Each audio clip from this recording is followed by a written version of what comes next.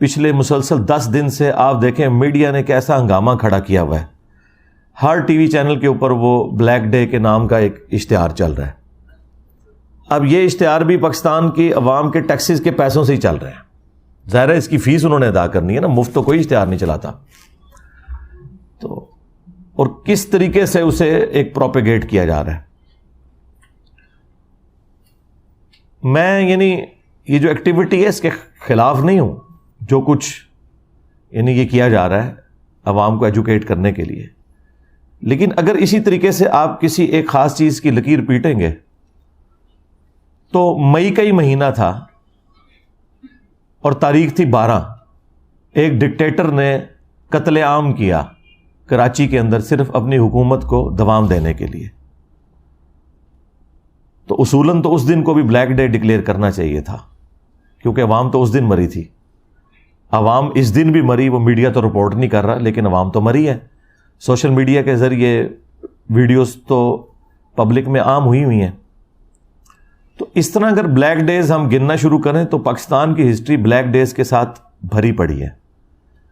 میرے نزدیک تو 12 اکتوبر 1999 بھی پاکستان کے لیے ایک بلیک ڈے تھا, جب ایک الیکٹڈ پرائم منسٹر کو اس طریقے سے بدماشی سے ہٹا کے, آپ علمی اختلاف تو کسی سے بھی کر سکتے ہیں, لیکن ایک الیکٹڈ گورنمنٹ کو اس طریقے سے ہٹانا اور اس کے بعد پھر ایک ڈکٹیٹر کا مسلط ہونا, وہ بھی بلیک ڈے تھا. بھٹو کو جس دن پھانسی دی گئی وہ پاکستان کے لیے وہ بھی بلیک ڈے تھا.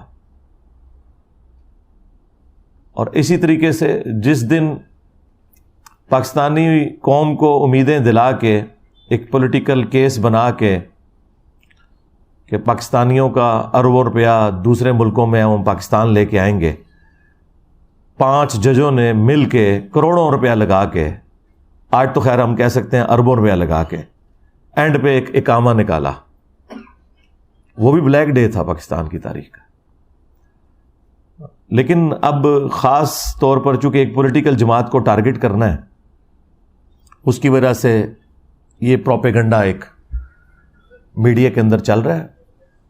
پازیٹیو, وہ تو اسے پازیٹیو ہی سمجھتے ہیں. دوسری طرف خان صاحب کی مس ہینڈلنگ یہ ہے کہ وہ پہلے تو انجوائے کرتے رہے اس پورے معاملے کو. انہیں سب لوگوں نے کہا کہ آپ اسے کنڈیم کریں, یہ کیا حرکت کی ہے آپ کے لوگوں نے.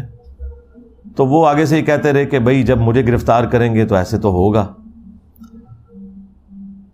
حتیٰ کہ خود ان کے جو قریبی دوست ہیں, جو ہمارے چیف جسٹس صاحب ہیں, انہوں نے بھی کہا کہ خان صاحب آپ کنڈیم کریں اسے. خان صاحب نے اس وقت بھی کنڈیم نہیں کیا.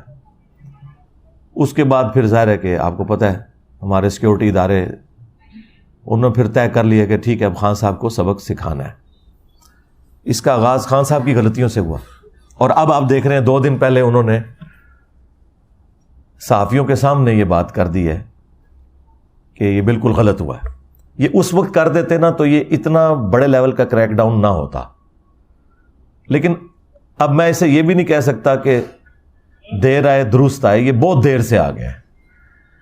تو چلیں شکر ہے فی الوقت ان کی طرف سے یہ سٹیٹمنٹ آنا بھی کم از کم تھوڑا مرہم تو ہے ہم جیسے لوگوں کے لیے, جو کہہ رہے تھے کہ یار ایک پولیٹیکل لیڈر کو تو یہ زیب نہیں دیتا کہ وہ اس طرح کی ایکٹیویٹیز کو سپورٹ کرے.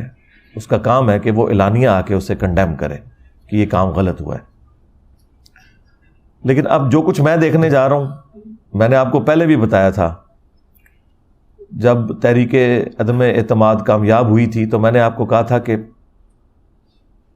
اب جب الیکشن ہوں گے تو خان صاحب تو دوبارہ نہیں آئیں گے, کیونکہ جب ہٹانے والے ہٹاتے ہیں تو پھر وہ اس دفعہ تو اسے نہیں لے کے آتے.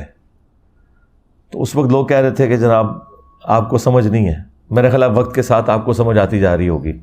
اور آخری ریکویسٹ میں آرمی چیف سے کروں گا کہ اگر آپ نے واقعی سزا دینی ہے نا, تو وہ جو ہمارے افلاطون تھے, وہ سائنٹسٹ جنہوں نے یہ سارے تجربات کیے تھے اور پاکستانی قوم کا مینٹل ماڈل بدلا, جس کی وجہ سے آج بچے فوج کو گالیاں نکال رہے ہیں, وہ جو سائنٹسٹ ریٹائر ہو کے خواہ وہ فوج میں سے خواہ عدلیہ میں سے اپنے گھروں میں بیٹھے ہوئے سکون سے بڑی سکرینوں کے اوپر یہ تماشے دیکھ رہے ہیں اور پاکستانی قوم کا اور پاکستانی فوج کا مذاق اڑتے ہوئے دیکھ رہے ہیں, ان کو سب سے پہلے پکڑیں.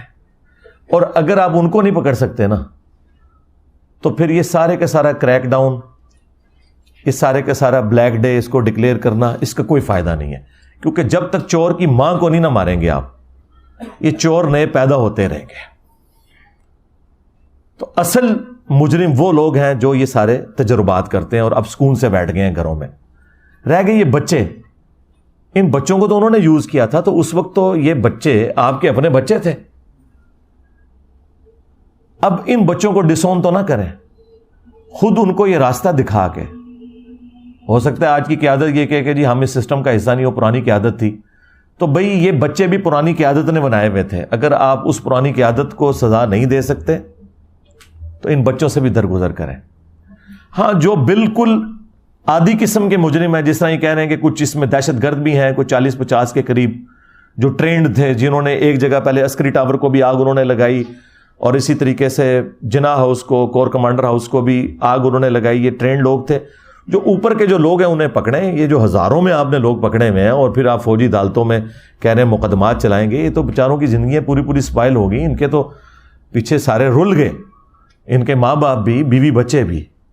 تو یہ تو آپ لوگوں کی خاطر اس وقت قربانی کا بکرا بنے تھے، تو اب میرا خیال ہے انہیں معاف کریں اور صرف بڑوں کو پکڑیں، اس میں بھی جو ماسٹر مائنڈ ہیں اور جو ادھر یعنی جو آگے پیش تھے ٹرینڈ لوگ، جو عام بچے اب 7-8 ہزار بندہ اسے پکڑ کے جیلوں میں ڈالیں گے، وہ 7-8 ہزار بندہ کوئی ٹرینڈ تو نہیں تھا، وہ تو بس لائی لگ تھے۔